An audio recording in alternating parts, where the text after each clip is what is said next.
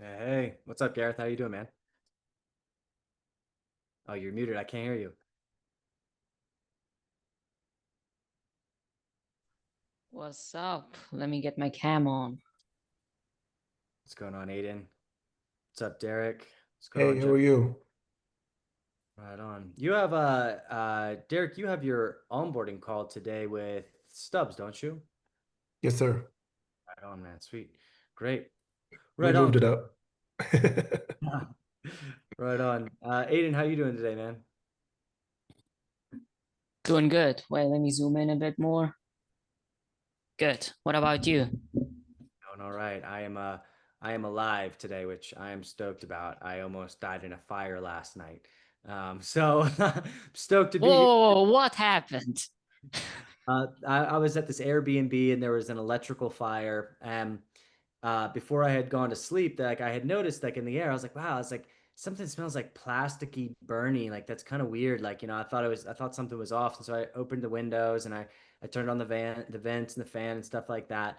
And then I woke up like an hour and a half later, and there was like smoke in the place, and there was two Airbnbs. It was like a condo kind of deal, and the other one was having an electrical fire in it, and it was like coming over into my spot, and so I got out of there.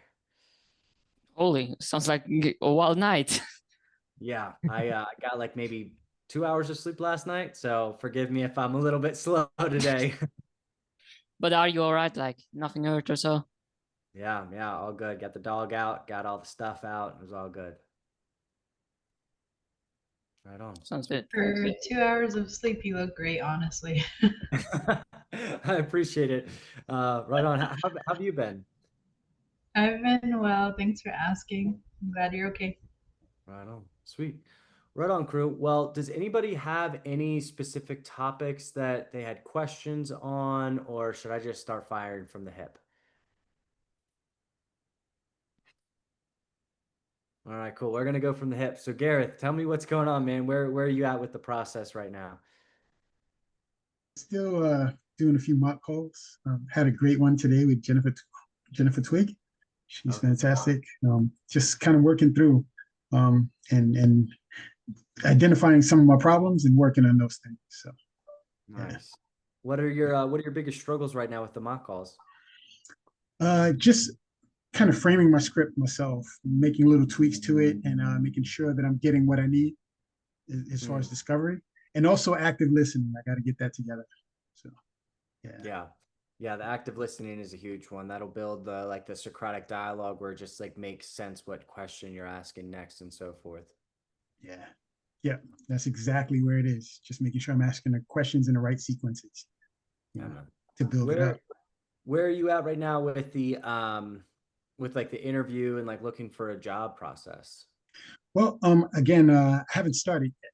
So I haven't started interviewing or looking for anything just yet. I want to make sure I've got my, my handling of a call down before I really start interviewing, kind of getting out there.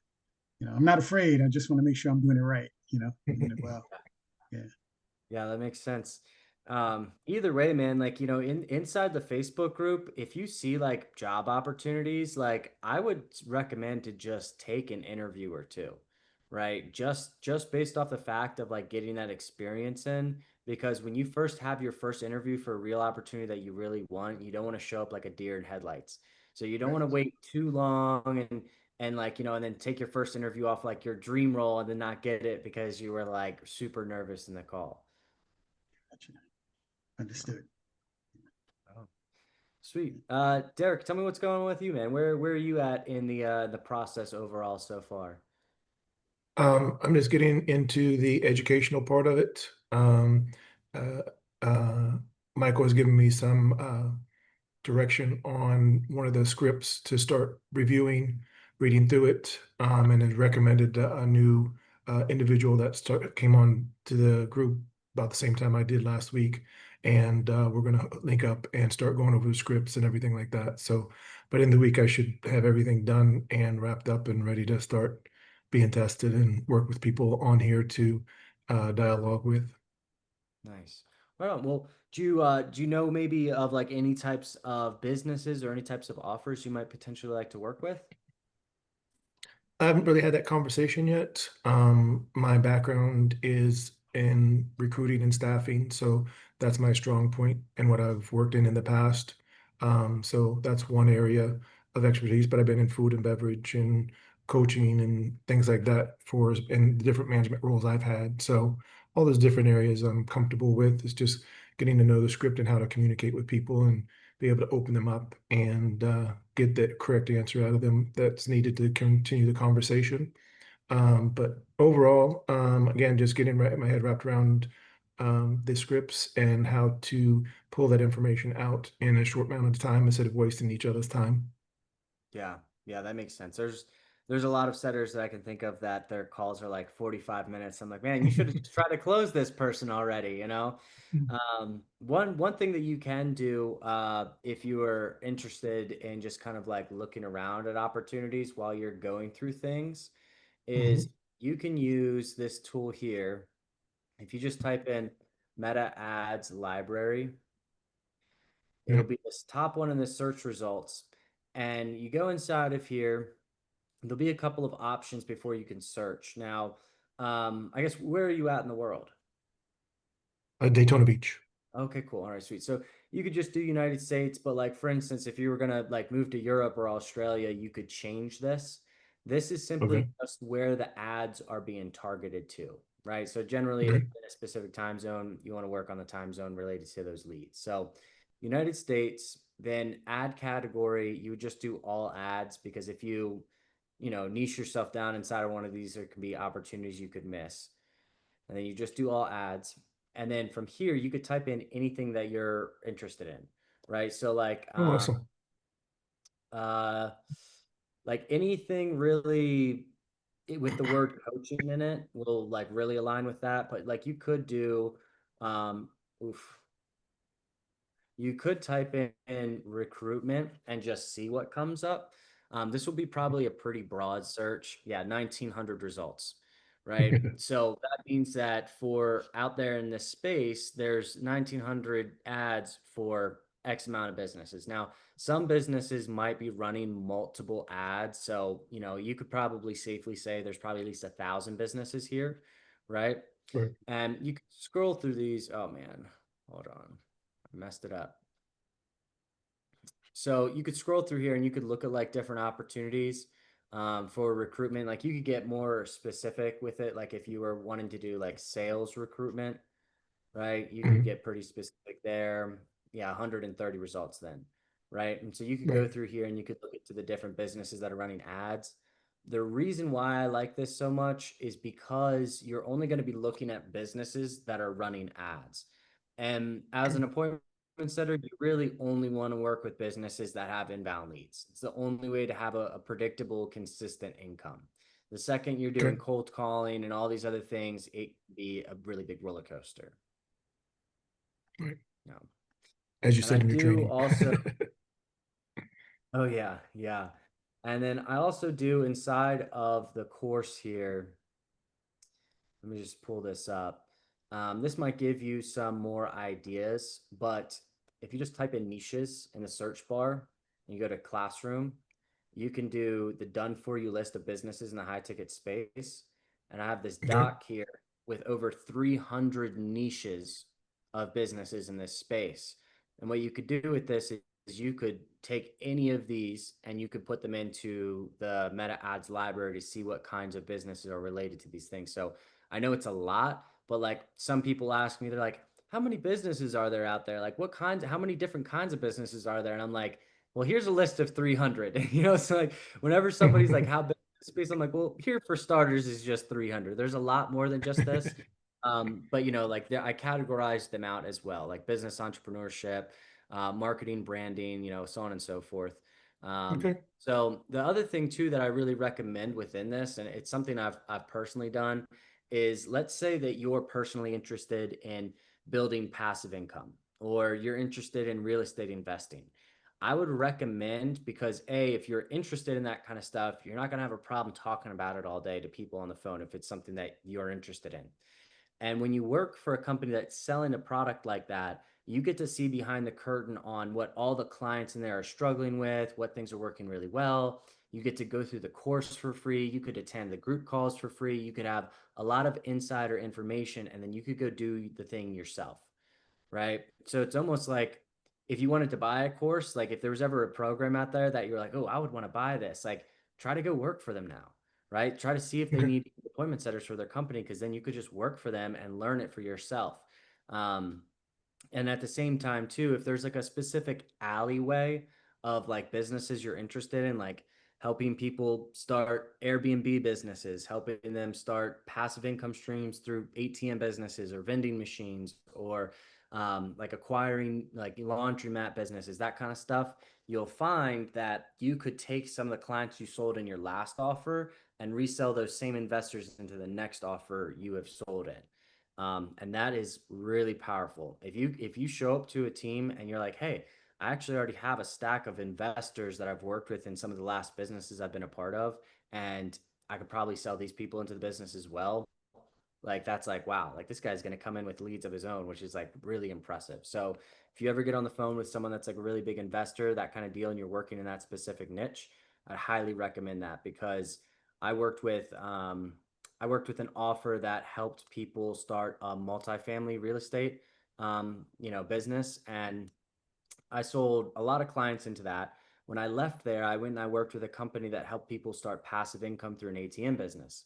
So I called all the people that I had closed on that last offer, and I was like, hey, are you looking to start passive income still? Are you still looking for multiple streams of income? Yeah, I am. Okay, great. And I set them in a call for that, and some of them bought that one.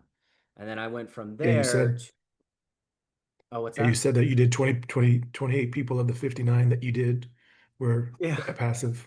That was pretty cool. Yeah, exactly.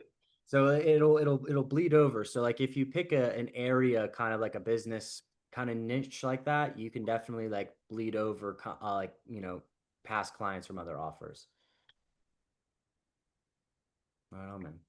Sweet. Well, Very was there positive. any questions that you had specifically, Derek, or anything that you wanted me to cover? No, again, I'm just going through and just some of the stories you're talking about. I'm taking note of that I pulled all the documents down and going through them. And, like you said, being a good um, tracking of your clients is a very positive thing, especially when you say you go from different markets. Those kind of resonated with me as well. So that was, something new and different that I hadn't heard about or even thought about going through this, seeing the course and finding out, hey, pay attention to what these people do, ask them more questions, especially when you got them closed, and be able to have that relationship built and continue to communicate with them was a big eye opener for me than just trying to close them on what you currently are doing, not thinking about the future.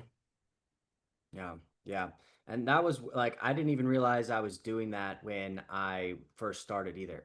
Like I didn't that didn't click for me until I got into my next offer. And then I realized, I was like, oh wait, like I could call these other people from my last opportunity, and that only happened because I had that setter tracker where I was logging all that information.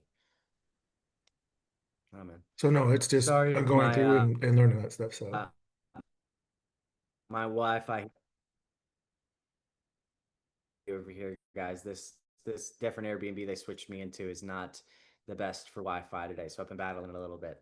But I guess Aiden, tell me what's going on, man. What are you working on lately? I just lately finished for the second time the book Never Split the Difference. So really finally did it. And beginning to read now Pitch Anything from Oren Klaff. And on Tuesday, I will be doing the graduation mock call with Michael Stubbs. So really making sure that I get it to the end. And yeah, then I'm kind of also searching for offers, but yeah, kind of difficult. But basically, I stopped for now a few weeks, but getting back onto it. And so regarding that, like if I use Meta Ads library, like let's say I find somebody, how would I reach out to them to get the job as a appointment setter? Like how would I say that? Yeah, I would use every means possible, right? So like let's just do like a sample run real quick with it. Let's say, and I'm gonna kind of cheat code this a little bit because I know of a business. So I type in Warrior Babe here, and let's say I'm like, oh, hey, like I'm really passionate about helping women with their health and their fitness. So I'm going to go in here and click onto their Facebook, right? Once this loads, once this loads, you can kind of get an idea a little bit of the business from their page, right? There'll be a couple of things here. You can see there's a phone number here. You could try calling that number, right? You could also Mm. take their email and you could email them and you could say, hey, I saw that you guys are running ads. I see your mission. I really would love to be a part of that.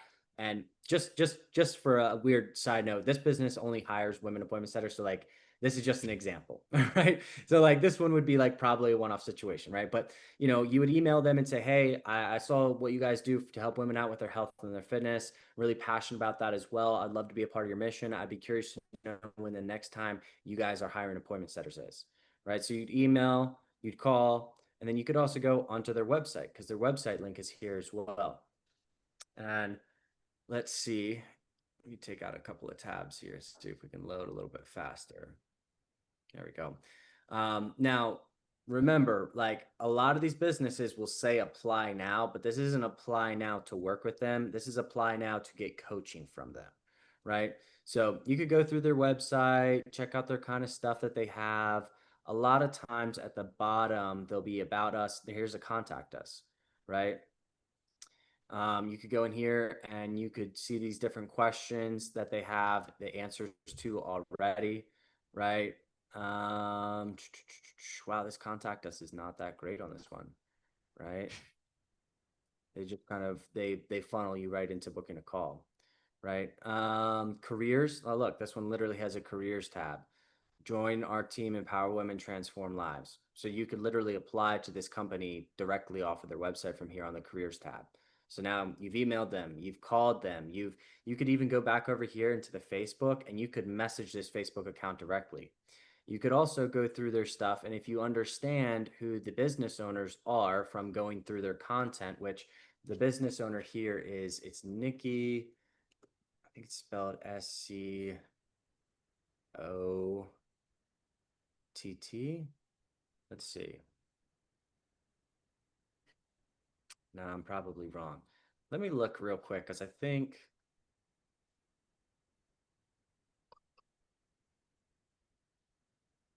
Okay, here it is. STOTT. So from watching the VSL and the other things, you'd be able to figure this out if you were like very like digging through this company. But Nikki, here she is. This is one of the founders of the business, right? So you could message her directly, right, on here. And so you would basically, another thing you could also do from this is you can also go onto the LinkedIn account and you can see the people that are attached to that business and you could message them all on LinkedIn, the sales manager, the other setters, the other closers. You'd want to try to put up the biggest, like the biggest outreach that you possibly can to everybody in the company to kind of get that flag raised up.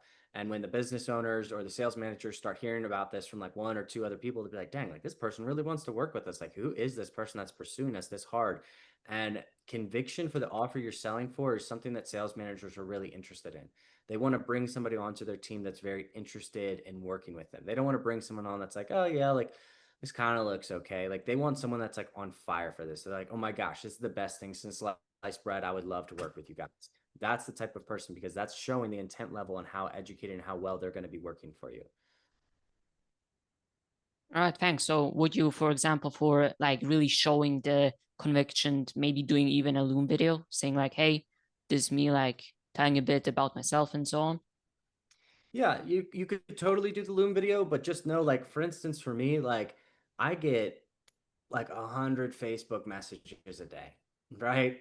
I get so many freaking messages. So to be honest, the way to stand out in the crowd in that scenario, and when I make these posts on Facebook about I'm hiring closers, I'm hiring setters, I'm hiring them for this offer, I'm doing them for this offer.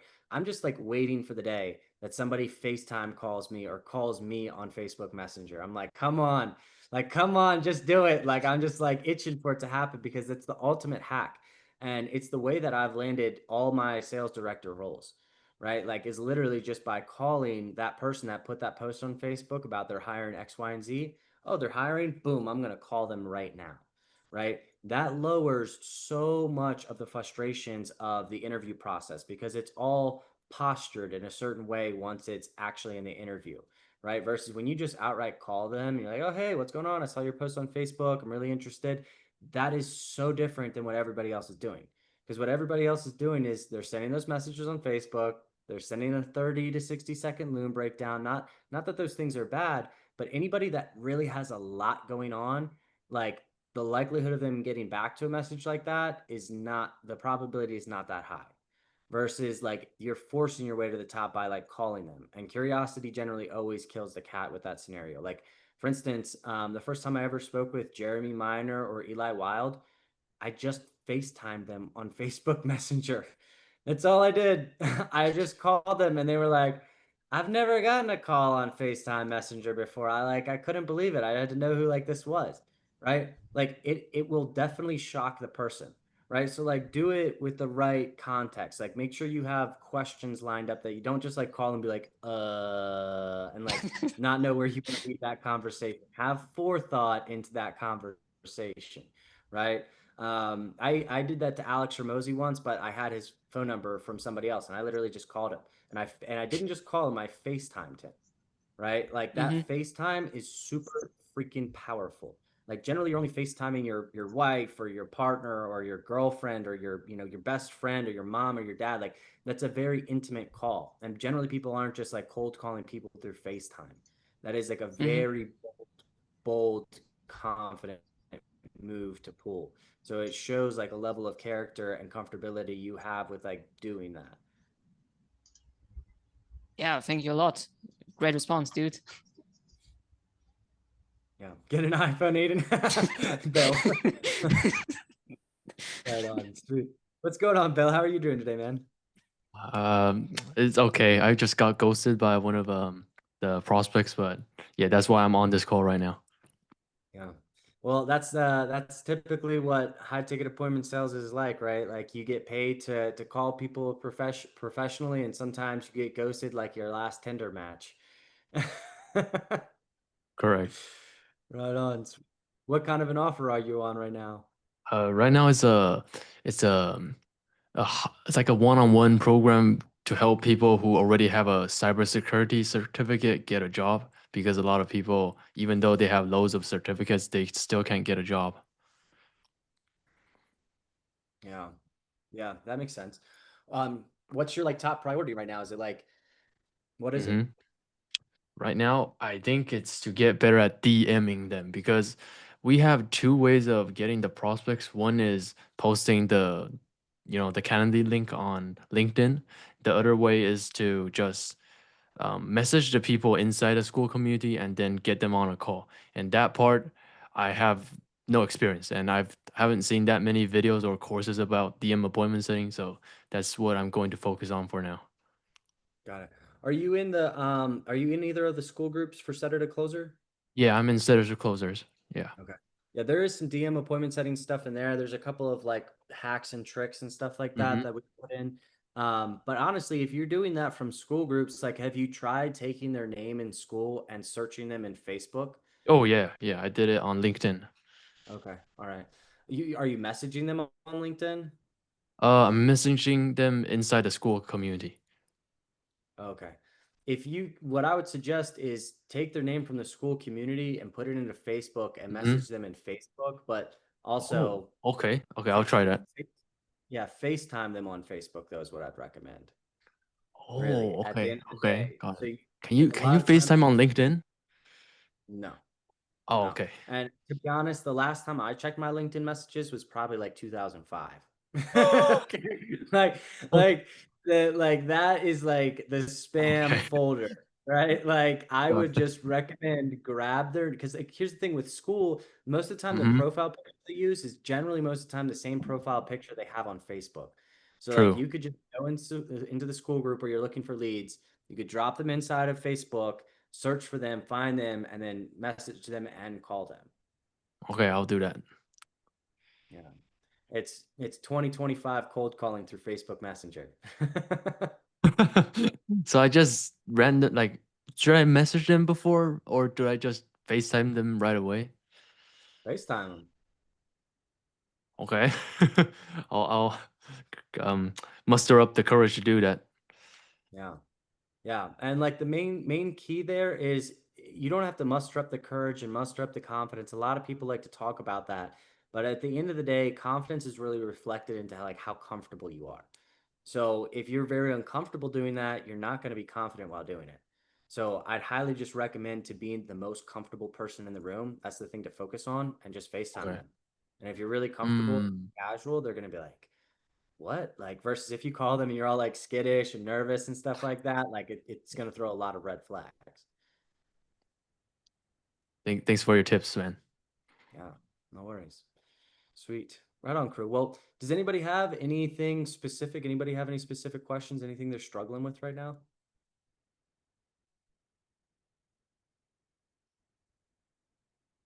So everybody's already making 10K months, I guess, already. What's going on, brother? I was struggling to get a reply from Jared, but now I've decided that I'll FaceTime him. Are you talking about Jared Harris from the school group? Yes. Yeah, yeah. Jared, like literally just yesterday, I had made a post or two on Facebook and I tagged him on it. And I was like, send Jared Harris like a DM. And he messaged me later and he was like, dude, I just got like close to 100 DMs in the last like couple of hours. So he's probably buried in messages as well as he is the CEO and the sales manager for Setter to Closer Elite. So like list of priorities there is going to be like Slack messages, then it's going to be like Facebook stuff, right? So that's probably why it's taken a little bit longer to get back to him. But try calling him. It'll definitely impress him. He'll be like, "What?" He'll be like, "Did you talk to Matt Moore about this?" That's what he'll probably think. Yeah, Right definitely. I'll reference this call. Right on. Sweet. Right on. Amir, how are you doing, man? Hey brother, I'm doing great. Like to be honest, interviews, as you know, I'm looking for a DM sitting role, so interviews are lining up. Plus, I had an interview where like he has to talk with the manager to discuss my onboarding. So just waiting on that. Apart from that, everything is great at the moment. I appreciate asking that. Yeah. Actually, is there a specific reason why you don't want a phone setting role? It's just that it's been 4 years since I have been DM setting, so it's just like I'm comfortable with it. So as right now I don't have a gig, I want to start making money with DM setting first, and then once I have like a stable money coming in, then I can transition into phone setting as well. I'm not completely opposed to it. It's just that have to have a stable income coming in from DM setting. So that way I don't sound like desperate on those phone calls while making it. I just want like, hey, I want your money, give it to me. I don't want to sound like that. So yeah, that's my mentality right now. Got it. Right on. What is one thing that I would do if I was specifically looking for DM setting roles, I'd literally Hmm. just type in DM setting.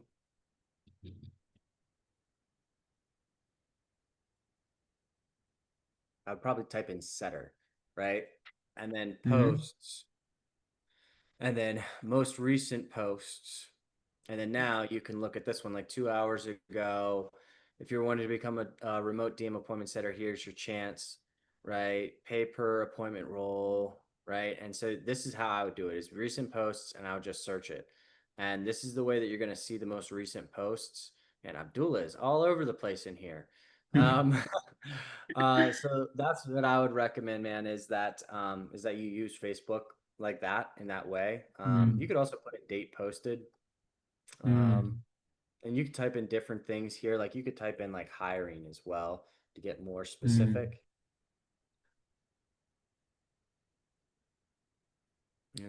And there is actually inside of the Facebook group, the Setter to Closer one, there is we're hiring a high ticket appointment setter. I guess it just caught the hiring appointment setter, not the DM part.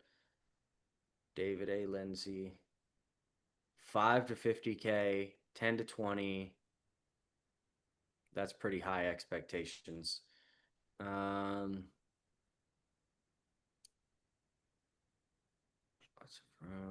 Ideal candidate, especially driven, positive mindset, passionate about high ticket closing, courageous and bold questions, and being honest with clients. So like you could display that if you wanted to call David Lindsay anybody.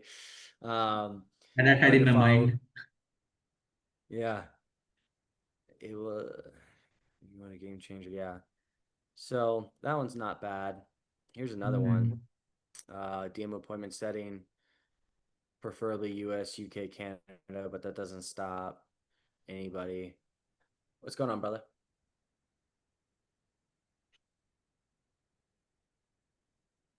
You're muted still.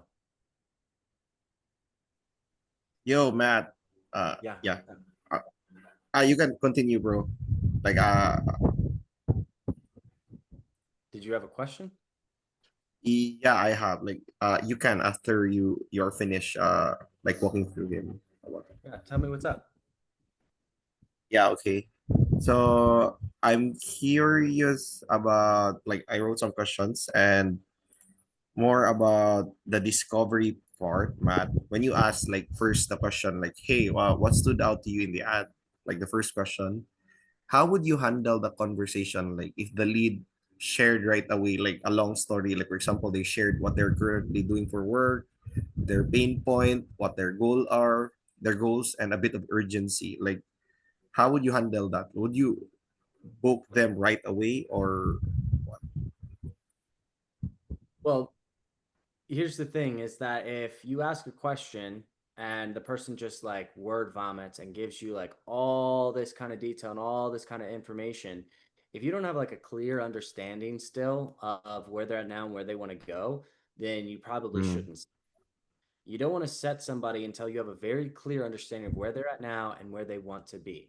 Because then when you offer them a meeting, you're like, okay, cool. Would you be open to a suggestion for me? Yes. Okay, great. I think it'd make a lot of sense for you to have a Zoom meeting with one of our coaches, closers, specialists, whatever you call them, because of what you said about pain problem and because of what you said about goal. Would you be against a conversation like that? So let's say you were setting appointments for digital marketing agencies and you were like, okay, so what's the top priority in the business right now? Oh, we're really struggling to generate more leads. Okay, got it. And what's the goal here? Like, what are you looking to do? Oh, well, if I could be making like 10K a month, that would be great. Okay, awesome. Well, you open to a suggestion for me? Yes. Okay, great. Well, based on what you said around, generating leads, I could give you a meeting with one of our coaches over here to walk you through what we do to help our clients generate more leads and how we could help you get to 10K months. Would you be against a conversation like that?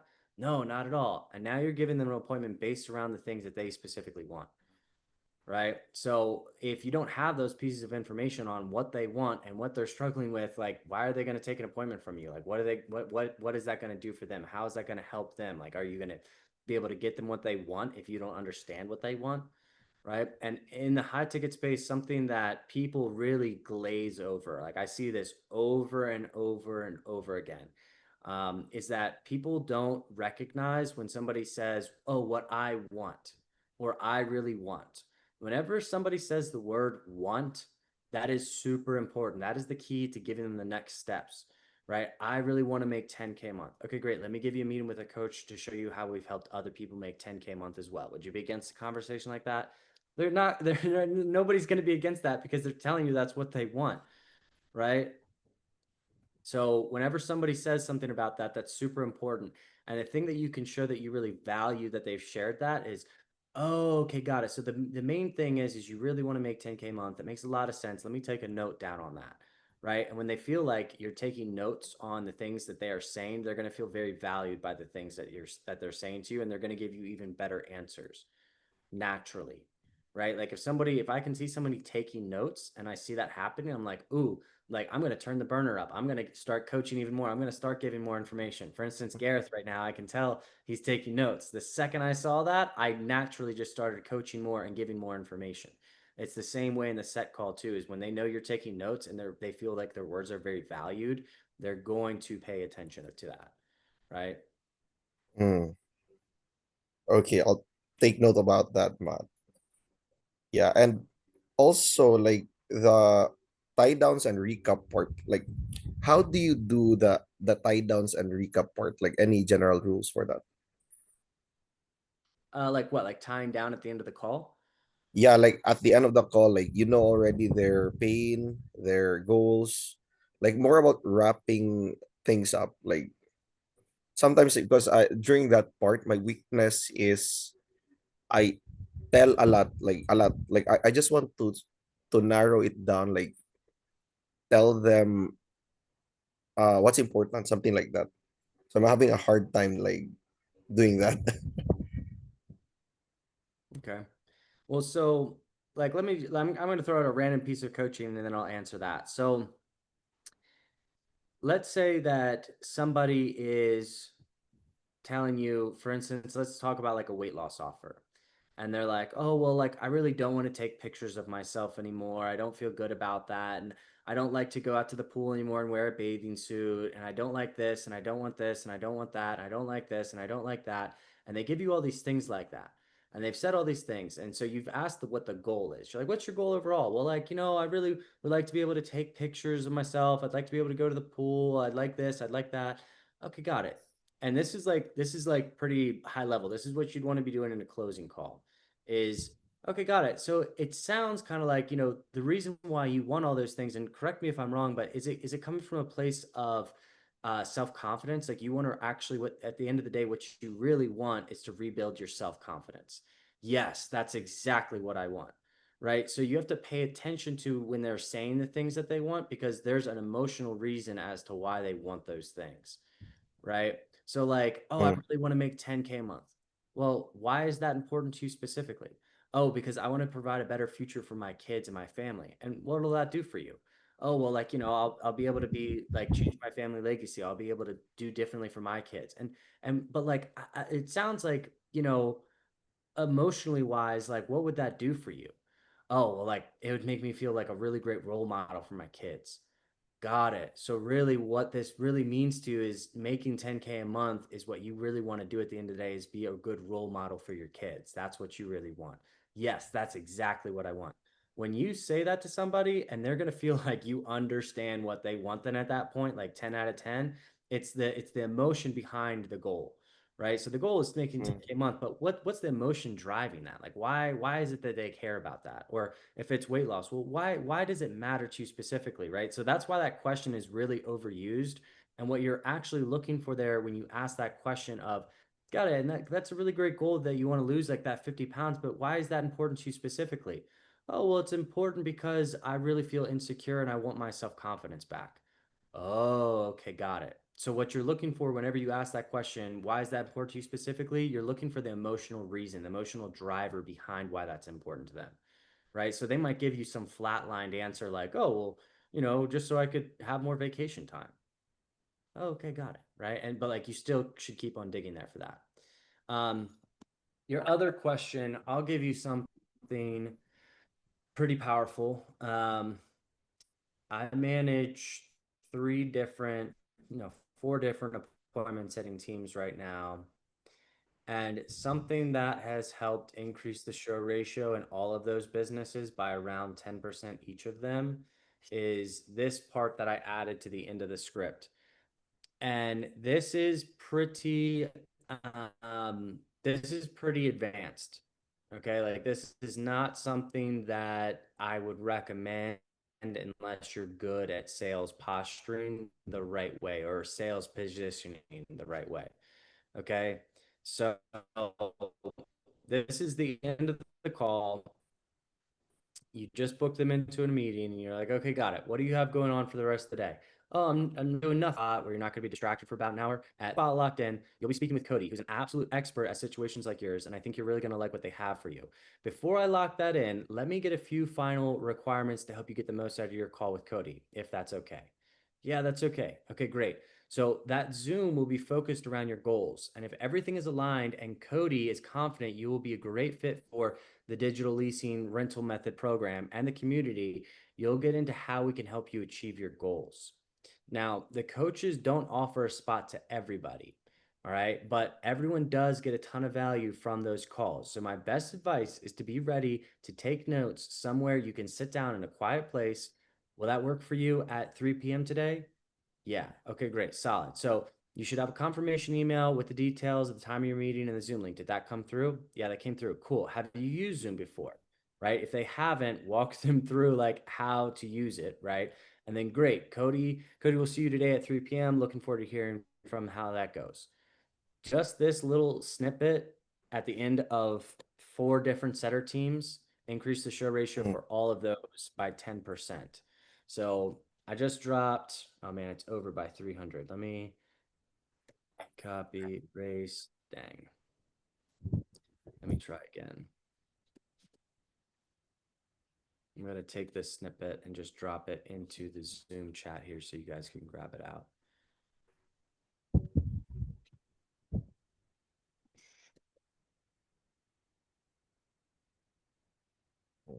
Erase, boom, there's the first half. That's the second. Right on. All right, let me grab my charger real quick, crew, because I'm at 2% here. I don't want to die on you.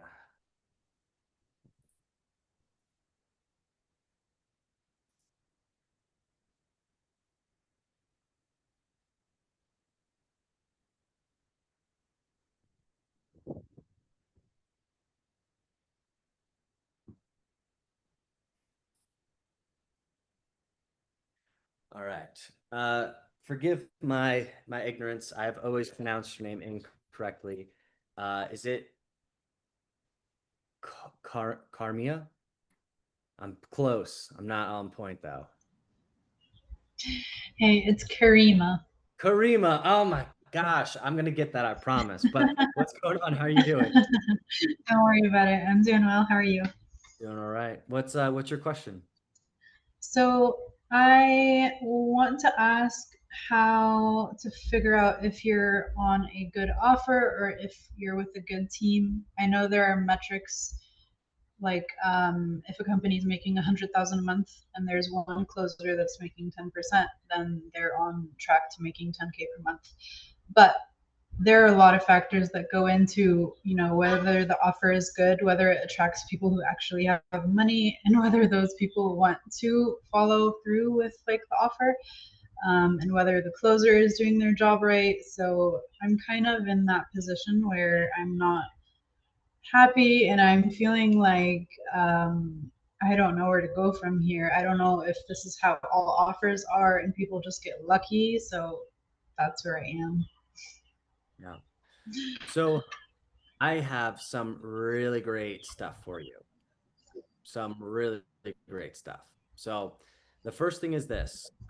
There is, for instance, like there was this past May, there was 2 appointment setters that made 30K in a month on a crypto trading offer. That offer was a 70K program. They both made 30K in a single month, right? That is like the peak. That is like absolute peak, right? Now, there's another offer, publishing.com, that recently shut down, but there was appointment setters there that were averaging 20K months. And they had like 130 setters there, right? There is, for instance, like I could go on. There's a lot of really great opportunities out there, but there's more poor opportunities than there are great opportunities. Now, here's the 2 pieces of sauce that I got for you. I got one right now and one that you'll have to wait about a week for. So the first one is I have a calculator that I can drop into the chat that you all can take, and it's an opportunity evaluation calculator. And so what it'll do is you'll input the metrics from the company and what's going on, and it'll grade it on a scale of 1 through 100 points.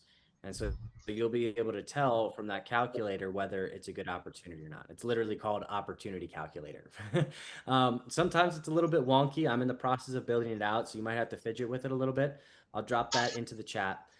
Other one is that we're holding the first company offsite this Friday and Saturday for Setter to Closer Elite. One of the thing that I'm speaking on is going to be a 10K a month roadmap to appointment setting. That's what I'm going to speak on. But what I'm also going to do is I'm building out another calculator that's going to be able to input your metrics and the company's metrics, and it's going to tell you whether it's your skill level or the offer that's stopping you from hitting 10K a month. right? So you're gonna gotta give me like a week or so on that one to get that calculator finished. But let me grab the other one. It's buried here in my links. I'm super excited for the new calculator to come out. So Are you in Colorado right now? Yeah, I'm in Colorado right now. So yeah, it's weird weather out here. But this is the calculator. You know, do not pursue decent, consider second job, unicorn opportunity, right? So you'll put in, you know, what your role is, closer, setter, total new leads that you get each month, you know, lead collection source, which it comes through, the offer price, your commission, the cash collected per month, the revenue per month, the number of veteran setters, the number of veteran closers, the closing percentages, the time the offer has been around, the base pay, and then you'll hit calculate. And this will, I'd be curious to know what your results were from this, but I'm going to go ahead and drop this link in the chat right now. You all can grab that link. And this isn't something I was going to release just now, but you asked. And so I was like, well, I got something great for you. So you guys are jumping the gun here a little bit on it, getting a kind of sneak peek into that bonus. If anybody goes into the group and watches this recording, just know that this calculator will get released in the group in about a week to 2 weeks. So I'm going to have those two inside of the Facebook group and the school groups for everybody to jump on and grab. But that's what I would do first, is I would use that calculator and see what it comes out to say about the opportunity that you're on. Okay. And Thanks. Matt, for anybody taking a look at that, what would you consider a veteran setter? Yeah, a veteran setter would be somebody that's been there for at least 6 months or longer at minimum. That would be like where it starts. But like generally, like what you want to see is that there's been setters on that opportunity for at least a year. That would be a very solid veteran setter. But 6 months is kind of that cusp of where it starts. Right on. Sweet. Amir, what's your question, man? So, like, first of all, I appreciate you dropping the calculator. It's very helpful. And yeah, the question that I had was, when it comes to like phone setting, what would you say are the key pointers to ramp up effectively and fast? Like some of the things that I had in my mind is volume and then reflecting on the sets, like taking feedback from the managers. Is there anything that you would add to that? So whenever I joined a new team as a setter, I planned on like working as much as possible. So like generally for the first 3 weeks, I would do at least 6 days a week, and sometimes I'd do 7 days a week, because you want to show that no matter what, your work ethic is there. You want that to be so obvious, because let's say there's things you're struggling with. Let's say you're struggling with like certain things throughout the day, but you're putting in a maximum amount of effort. Well, they're going to be like, oh, well, this is someone we want to spend time with. This is someone we want to coach up because he's got that work ethic, right? It's a lot harder to train up and bring up somebody's work ethic than their skill level. If someone has a strong work ethic, awesome. Like I will work with them and I will help them develop that skill set to where they're crushing it. If somebody's work ethic sucks, I'm like, I'm not going to put my time and energy into you if you're not putting that same time and energy into yourself. So if you're already like a 10 out of 10 elite setter, you've historically been making 10K months for a while, all that, then you probably don't need to go in and be super aggressive. But especially if you're new to this, you really want to show up and prove a point that your work ethic is extreme, that you are there to crush it, right? And it's hard to display that when we're all working remote. So like the ways you can display that is by like dial count, how fast you are responding to Slack messages to and from your managers, how prepared you come to your one-on-ones with your manager. Like having a call that you want reviewed when you show up and you're like, hey, I've got this call I really want you to review. They're going to be like, a breath of fresh air. Like, let's go. Like they're going to love that, rather than trying to find one and hassle you for one. And it's like pulling teeth. It's like, that's not fun. But if you're like, hey, I was struggling with this call, could you help me out with it? They're also going to recognize in there your awareness to what you're struggling with. They're also going to recognize the fact that you are very actively seeking coaching. Everybody in the high ticket space loves to say, oh, I'm really coachable. I'm really coachable. And I'm like, I kind of laugh because I'm like, okay, like there's maybe 5 people I can think of that I'd put into a category of extreme coachable. And all those people, they all easily make more than like 20 grand a month now. Their careers exceed extremely, extremely fast.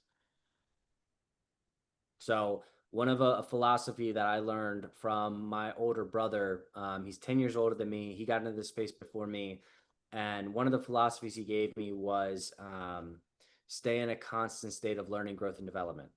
And in interviews, I've always said that. And every day of life, I've always used that at all times. And that has served me so well. Above all other things, that has been the best thing. Got it. Can you repeat that statement again? Stay in constant what? Yes, stay in a constant state of learning, growth, and development. Francois likes to say, what is it, Stubbs and Tam, that Francois likes to say? He's like, when you stop learning, you start failing, or what is it? The I moment you know. think you know it all, you stop learning. Yeah, like yeah, something like that. He's like the second you feel like you know it all is when you start failing. I forget exactly how he says it. He says it so beautifully. Got it. So it's work ethic. Makes sense. And you also mentioned that you are the setter manager, like for 4 appointment setting teams. So are those like DM setting teams or phone setter teams? They're all phone setter teams. Generally, what you'll find is there's normally only 1 to maybe 2 DM setters per company, unless their strategy is a cold DM lead generation strategy, right? So if like, there, for instance, Springs Rejuvenation, I used to have Corbin Rogers as the DM setter there, but there was like 30 other setters that were all doing phone sales. So it's a Mhm. rare role to be the main DM setter on an inbound offer. Now, if the lead generation is done through outbound and cold DMs and stuff like that, then there'll be a ton of them, right? Got it. So yeah, as the things are progressing, it does make more logical decision like for me to get into phone setting. And Michael has given me a challenge to do 100 mock calls, so I'm doing it every single day so that I get comfortable and on those calls I can get confident. So yeah, like it sounds like this is a time that I get into phone setting. It's time to say bye to DM setting. I loved it, but yeah, as you said, like staying in constant state of learning, growth, and development. Yeah. Yeah, like overall phone setting roles are way more lucrative than DM setting roles by far. And like for instance, there was the day that I had like my most sets in a single day ever was 27 appointments in a day. That day I had worked for about 13 hours, right? Like it was not a small feat. Like on average, most setters only get about 5 sets a day, right? Like 10 is like a big day, right? When you get more than that, it's like, whoa. But my best day was 27 appointments in a day, and about 10 of them came from DM setting, but I don't do DM setting the traditional way. It's 1 or 2 questions through DMs and transfer to a phone call. If someone's not willing to talk to you on the phone and they only want a message on Facebook, do you really think they're going to swipe their card for 10K if they don't even want to talk to you on the phone? Like, probably they're not that serious, right? So you want to transfer that DM conversation to a phone conversation as quickly as possible. So you could still do a DM setting role, but your strategy would need to change to 2 or 3 messages back and forth and transfer that call into a phone call. Got it. Oh, it sounds good. And it also sounds like on phone setting there are like high quality of buyers that can like swipe their card for 10K payments. So that's good. Well, it's not that. It's just such a higher level of intent. Somebody that's like, hey, here's my phone number, here's my email address, here's my name. I want to learn more about this is way more intent than them hiding behind their screen of, hey, like what's going on over there? Right? Like generally with DM appointment setting, like I've only ever, you can maybe get 5 or 6 messages back before the conversation just dies out. Like, and that would be Hmm. a good long one. Generally, you can get at least 1 to 2 messages back from people. And so that's why you really just want to go for the throat. If they don't want to get on the phone, then they're definitely not going to spend 10K. Right? 100% makes sense. And also the sales cycle reduces, right? On the DMs, it's like for a week, but on phone calls, it's like 5 to 10 minutes and it's done. Mhm. Got it. Okay, cool. Appreciate the help, Matt. Yeah, man. There's also there's this guy that I work with on one of my appointment setting teams, and I think that like I don't know if you've seen the training where I talk about accents, where there's some offers where an accent serves you and some offers where an accent doesn't serve you. And I hired this guy onto a team where accents didn't matter. You know, it's like helping Mm. people worldwide, right? And so accents didn't matter in that situation. And I was listening to one of his calls the other day, and he had zero accent, and I was like, "Hey, man, like, why is it that you sound so different?" And he goes, "Oh, it's because I have an AI accent rollover or whatever tool that I'm using." And I was like, "What?" You know, so like there is stuff out there for like that, right? So like even if you're interviewing for an opportunity where they're like, hey, like this is a medical offer and it's only US based. So at that point, it'd be Mm. kind of odd to have an outside of US accent in that situation. If you run into that, you can be like, oh yeah, no worries. I just have this AI tool that I can use to cover and change my accent around to different things. Right. So like I would definitely recommend that because there's definitely companies out there that are prejudiced against that kind of stuff that I don't agree with. And then there's other companies that just simply don't know better, right? And so using that can like definitely overcome like a lot of those like difficult, awkward, weird situations where people are being naive. Got it. Yeah, like it does make sense because like for DMs it offers as well. Like some of the companies do prefer like candidates only from the US and UK. So I was like, if for DM studies, if for DM studies they are only referring to US and UK, what happens on the phone setting roles? Like, is everyone only one from the US and UK? And that way my chance as a phone setter would not be so viable. But with this AI stuff, we can literally beat it. Yeah.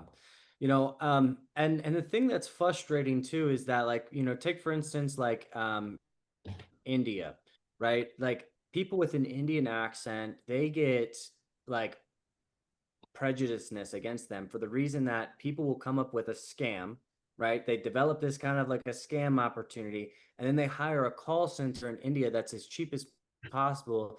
And then these people are like, I got to feed my family. Like, what am I going to do? Like, you know, and they might not even realize that the opportunity is a scam, but they just got hired to do their job and they're just doing their job. Right. And so that's really frustrating. So it does give people with an accent like that a bad reputation when it's not their fault. So I'm very against that. And so what I've been doing is I specifically like to bring as many people with different kinds of accents into the space as possible so you can start breaking through that stereotype. You know, and it only happens like one at a time. Like I'm just like one at a time. I'm like doing it every day. Like Dave is from Pakistan. His real name is Tayab. I don't know if you guys know him. Do you guys know Tayab? Yeah. I do. Yeah, he goes by Yeah. Dave, so I call him Dave sometimes. Sometimes I call him Tayab, you know. And so like he's experienced the same thing too. And he was like, dude, like, why is it that you care so much? Like, why is that so different for you? And I'm like, because like it's not right. Like it's not right to you are put into this situation because of somebody else is doing the wrong things. And it's like you guys deserve the same amount of opportunity in this space than anybody else. And he was like, wow, like that's crazy. He was like, I've never met anybody that's like cared or like helped out in that way. So I am very passionate about that. And I'm very on board with destroying that, like, to be honest, like BS stereotype, you know? And so there's a lot of tools. The bold voice one, like that's in the chat. I even have a training on a lot of stuff that can help out with that. And then I have been looking at tools. I'm looking for a free one that's actually good that helps with that as well. So I'll be throwing that into the course at some point as well too. But yeah. Appreciate that, brother. It means a lot. Yeah, man, no worries. Right on. Sweet crew. Well, anything else before we jump off here? Anybody else have any last questions, comments, need anything before we jump? Map. Yeah, what's up? Yeah, so regarding the publishing.com business, the one you posted on Facebook, are you the sales director of that or Jared? For publishing.com? Yup. No. Okay. Yeah. They recently got the FTC ban. So they can't run it. Oh, PC. Oh. Sweet. What you got, brother?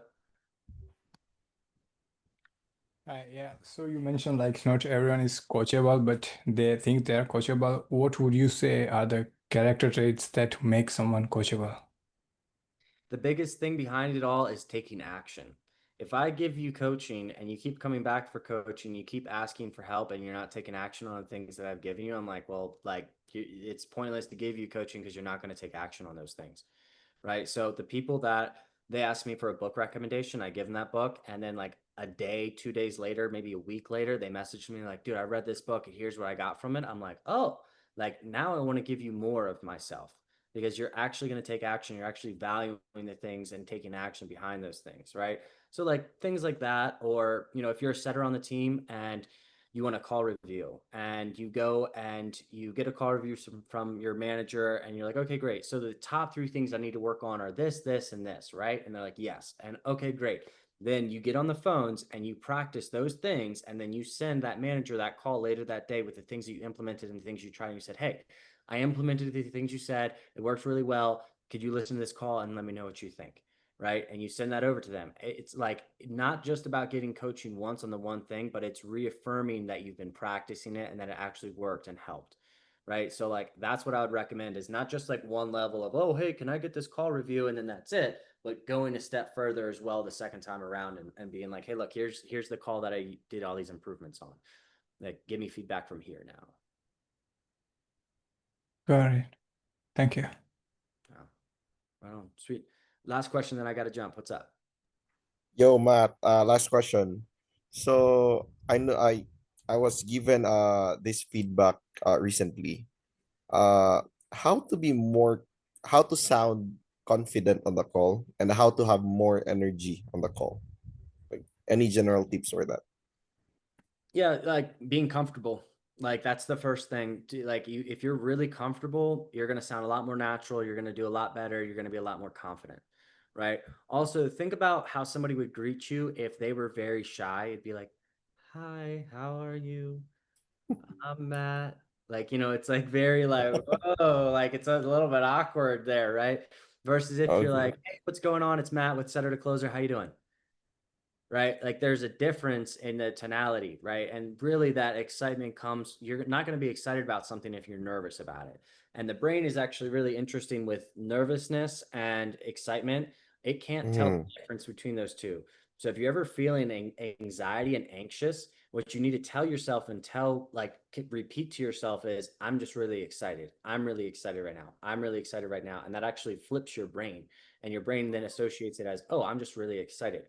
Versus if you're really anxious, you're going to get really stressed out and you're going to downward spiral. And what you want to do is you want to upward spiral. Okay. Okay. And last question, Matt. In case I got certified soon, uh, do you think it's since you mentioned about like breaking stereotypes, since I'm also an Asian, like, do you think it's a good idea or bad idea, like, to go on your YouTube like for an interview? Because I'm thinking like there are also a lot of Asians that are like me that are not aware of your program and like the remote sales space. Like, is it okay or like a bad idea to go on interview with you like that on your YouTube or what? Why would it be a bad idea? Um, not sure really because when I saw your YouTube, like since you're also building it right, so I've noticed like there's no Asian there. Yeah, so I'm guessing like I'm gonna shoot my shot like if it's okay. Yeah, man. There's absolutely no reason for anybody in any race, any genre, any of that stuff that you should feel that way. If you're feeling that way, it's limiting beliefs on your own half. You're Okay. limiting your own capacity by thinking and feeling that way. Like that's like like not to diminish your feelings about it, but like it sounds silly to me. I'm like, what are you talking about, dude? Like what? Like Okay. that does not make sense at all.